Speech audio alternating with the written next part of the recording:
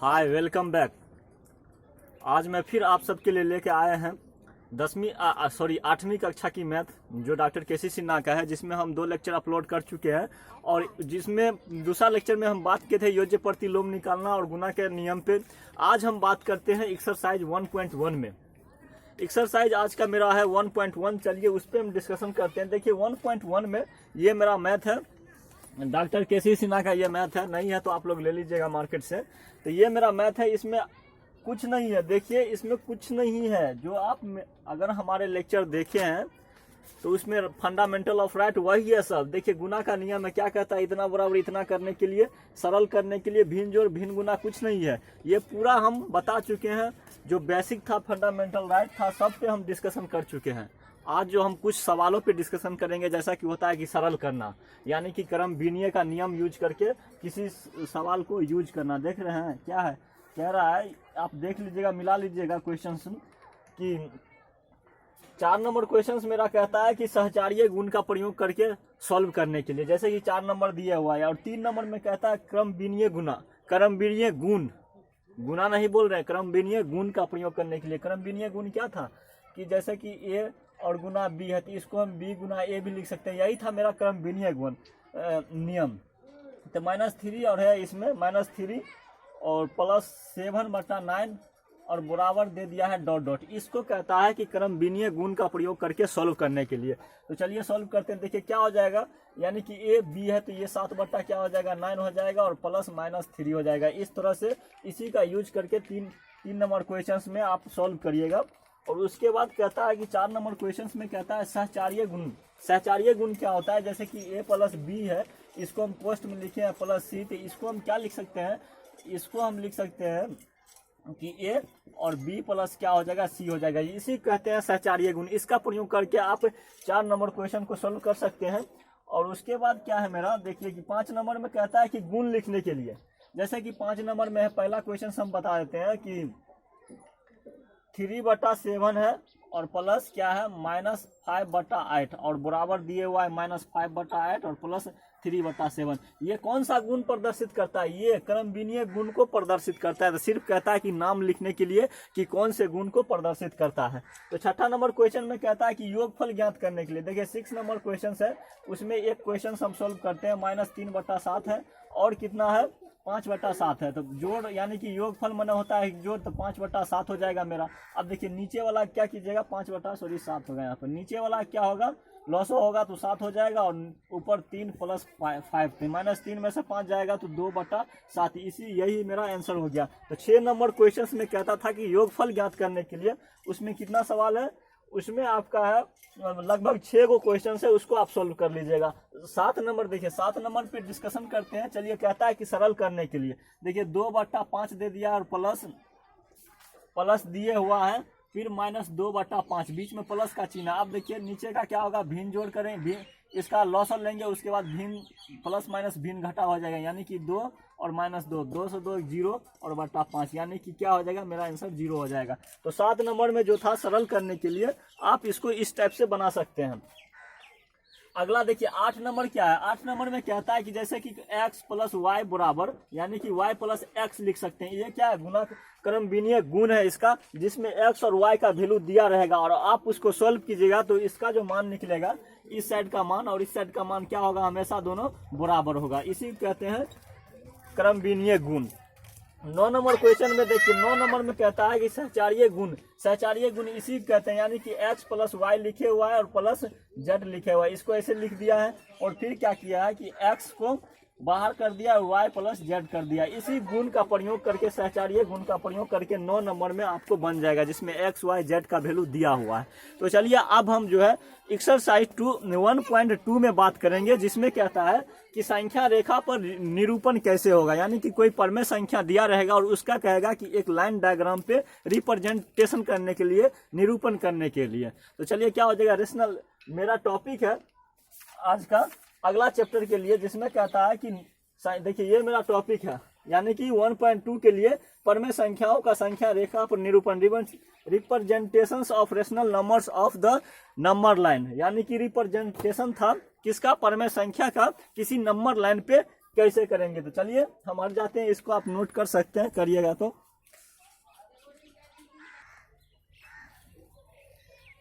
जैसा कि हमने आपको बताया कि संख्याओं को संख्या रेखा पर निरूपण कैसे करेंगे, चलिए अब हम सीखते हैं। यानी कि देखिए मेरा हेडिंग है परमेय संख्याओं का संख्या रेखा पर निरूपण, ये मेरा हेडिंग था। यानी कि representations of rational numbers of the number line. कोई संख्या दिया रहेगा रेशनल यानी कि परमेय संख्या, उसको कहेगा कि एक नंबर लाइन पे शो करने के लिए। जैसे कि देख लीजिए ये मेरा क्या है, प्राकृतिक संख्या। अब आप प्राकृतिक संख्या के बारे में जानते हैं, क्योंकि मेरा पहले लेक्चर में हमने बता दिए थे कि प्राकृतिक संख्या पूर्ण संख्या या पूर्णांक को कैसे लिखेंगे और किसको कहेंगे कि ये प्राकृतिक है और कि ये पूर्ण संख्या, ये पूर्णांक है। तो प्राकृतिक संख्या वैसी संख्या को कहेंगे जिसको हम काउंट कर सकते हैं, यानी कि गिन सकते हैं। तो 1 क्या है, 2 3 डॉट डॉट यानी कि अनंत तक अगर हम गिन सकते हैं तो वो संख्या मेरा प्राकृतिक संख्या होगा। और इसको कहता है कि एक नंबर लाइन पे शो करने के लिए, तो एक नंबर लाइन आप लाइन खींचिए और तीर का चिन्ह दिखाइए कि आप एक इन्फिनिट तक जा रहा है ये तीर। ये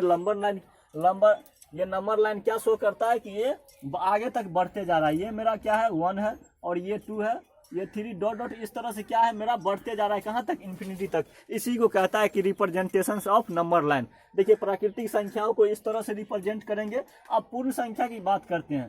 पूर्ण संख्या के बारे में हम जान चुके हैं क्या होता है कि प्राकृतिक संख्या में 0 को जोड़ दिया जाए तो वो संख्या मेरा क्या होता है, पूर्ण संख्या होता है। यानी कि 0 से शुरू होगा, इसको हम पूर्ण संख्या कहेंगे। 0 1 2 3 डॉट डॉट इन्फिनिटी तक ये भी जाएगा। इसको अगर हम नंबर लाइन की बात किया जाए तो ये क्या होगा, यहाँ से 0 से शुरू होगा, 1 2 3 इस तरह से क्या होगा, डॉट डॉट कहाँ तक जाएगा, अनंत तक जाएगा। ये था मेरा पूर्ण संख्या यानी कि होल नंबर का रिप्रेजेंटेशन ऑफ द लाइन।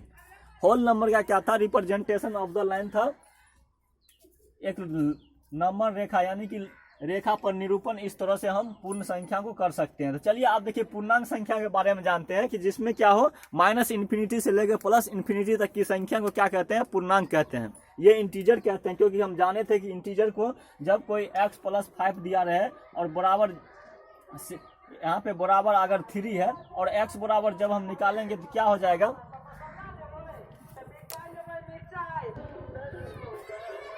तो क्या हो जाएगा, देखिए बीच में डिस्टर्बेंस होते रहता है क्योंकि घर पे हैं, इसीलिए कभी कुछ बेचने वाले आ जाता है, कभी धनिया बेचने वाले आते हैं, कभी पाउडर बेचने वाले आते हैं। तो इस तरह से डिस्टर्बेंस हो रहा है घर पे। तो उसको छोड़िए, चलिए हम ध्यान देते हैं। मेरा टॉपिक था कि x + 5 बराबर, अगर x + 5 बराबर 3 है तो x का वैल्यू कैसे हम फाइंड करेंगे। देखिए x क्या है, बराबर में 3 और ये प्लस टर्म है। ये रूल होता है कि अगर किसी बराबर के उस साइड माइनस वाले को ले जाएंगे तो प्लस होगा और प्लस वाले को ले जाएंगे तो ये माइनस होगा। ये कॉमन फैक्टर है। तो इस साइड आएगा तो -5 होगा और इधर 3 में से -5 घटेगा तो कितना बचेगा, -2 बचेगा। यानी कि x बराबर देखिए -2 है। क्या ये प्राकृतिक संख्या में -2 है, क्या है, देखिएगा तो +1 से स्टार्ट हुआ है। क्या पूर्ण संख्या में है, 0 से स्टार्ट हुआ है, माइनस का कोई चर्चा नहीं है।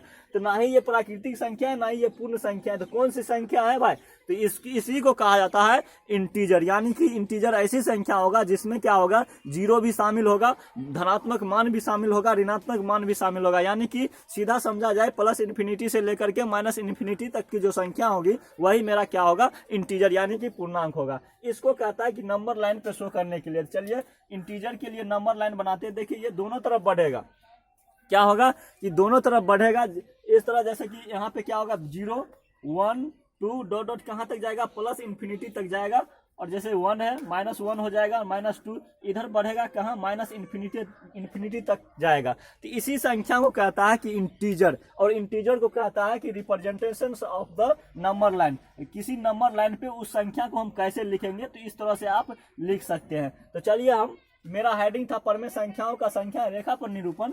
कुछ संख्या हम लेते हैं जो p/q के रूप में रहेगा और उस संख्या का हम निरूपण करते हैं। तब तक के लिए आप इसको नोट कर सकते हैं।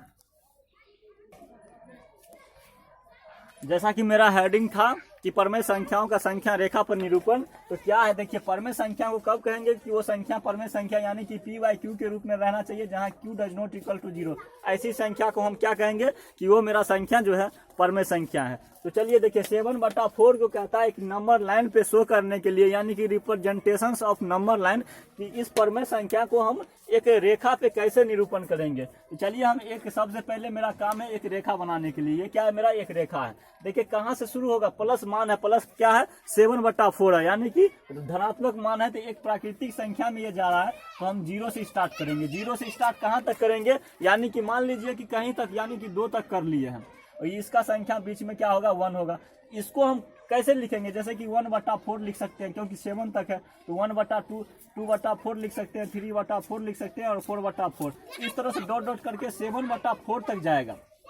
ये संख्या क्या होगा, 7/4 तक जाएगा। देखिए यहाँ 4 से 4 कट के 1 आ रहा है, तो क्या ये जो इस साइड की संख्या है 0 से किसकी ओर बढ़ रहा है, 1 की ओर बढ़ रहा है। तो इसको हम क्या यहाँ पे लिखेंगे 1/4, यहाँ पे 1/2/4 हो जाएगा, और यहाँ पे क्या हो जाएगा, यहाँ पे होगा 3/4, और यहाँ पे क्या हो जाएगा 4/4, क्योंकि 1 की ओर बढ़ रहा है। अब देखिए 1 की ओर कहाँ 4/4 तक बढ़ा, और इससे अगला क्या होगा, जैसे 5/4 है, 6/4 हो जाएगा, और 7/4। तो क्या है 1 के बीच में आ रहा है क्या, 0 और 1 के बीच आ रहा है क्या, नहीं आ रहा है, क्योंकि 4/4 से आगे बढ़ चुका है कहाँ 7/4 तक। तो ये मेरा 1 से बाहर हो गया ना, यानी कि जो हम संख्या माने थे 0 से 1, क्या ये इससे क्रॉस कर गया ना, आगे बढ़ गया। तो क्या हम लिए, यानी कि 2 तक की संख्या को हम डिनोट किए हैं। तो इसमें लिखेंगे 5/4, और क्या हो जाएगा यहाँ पे 6/4 हो जाएगा, और इस तरह से 7/4 हुआ। यही मेरा क्या हो जाएगा, कोई मान लीजिए P है या R है, यही है गया 7/4। और मेरा क्वेश्चन था कि 7/4 को एक लाइन डायग्राम से, यानी कि नंबर रेखा, यानी कि नंबर लाइन पे रिप्रेजेंटेशन करने के लिए, दिखाने के लिए, यानी कि रेखा निरूपण पर, तो आप इस तरह से सॉल्व कर सकते हैं। एक सबसे पहला काम होता है कि एक रेखा खींचना, और उस पर देखेंगे कि 0 से 1 या 2 के बीच बिलोंग्स कर रहा है कि नहीं कर रहा है, तो हम इंडिकेट कर लेंगे 1, 2। तो इस तरह से देखिए ये क्या था, 1 से क्रॉस कर गया था, इसीलिए 1 लिए, 2 लिए, 0 से 2 के बीच हमारी संख्या थी। अब आपका एक काम है, ये मेरा क्वेश्चन जो है दूसरा नंबर, ये NCERT का प्रॉब्लम्स है, इसको आप सॉल्व कीजिएगा। माइनस क्या है 2/11 माइनस 5/11 है, और माइनस 9/11 है, क्या है ऋणात्मक मान है। ऋणात्मक है तो कौन सी संख्या हो गया, इंटीजर हो गया। इंटीजर है तो इसमें दोनों ओर चिन्ह होगा, ये 0 होगा, और इस साइड का प्लस, इस साइड का क्या हो जाएगा निगेटिव मान, यानी कि माइनस में जाएगा, माइनस इन्फिनिटी।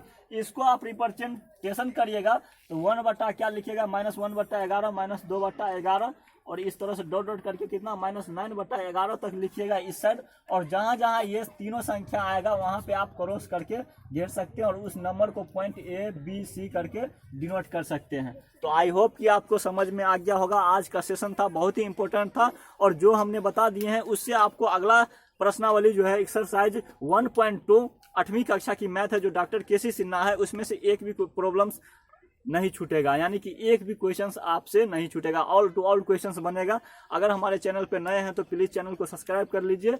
तब तक के लिए बाय।